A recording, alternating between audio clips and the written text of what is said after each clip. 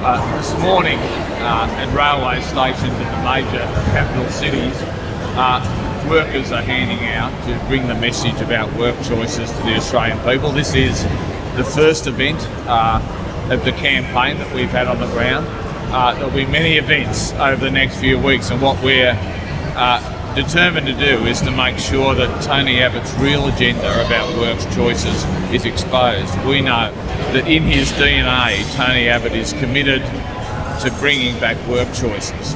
Over the last couple of days, he's been twisting and turning to try and disguise that intention. But it's clear that whilst he says on the one hand, work choices is dead, the next minute he says, well, I can't guarantee every aspect of industrial legislation. He tries to say he'll promote work choices, but then he releases a policy which has got as part of it an undertaking that he will take away election funding for union elections, which requires a change to the Fair Work Act. So it's clear from all this twisting and turning that what Tony Abbott is trying to do is to disguise his real intention because there's an election on, and because he knows that the Australian people voted in 2007 to get rid of work choices, and they'll do it again.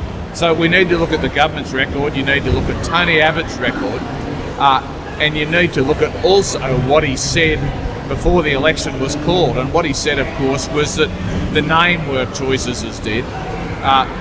He didn't say that work choices was dead at that time, and that's actually what he really believes. And all that he's doing now is just an attempt to disguise his real intentions. And the Australian people know, and the workers that we have here with us today know and can tell their stories and will tell their stories about the impact of work choices. I've come from a background where our company had individual agreements. We had a really long battle backing by the ACTU.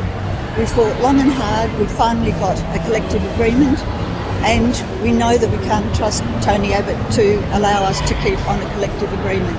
He's already said that he doesn't always tell the truth, and that's why we believe that work choices with another name could come back.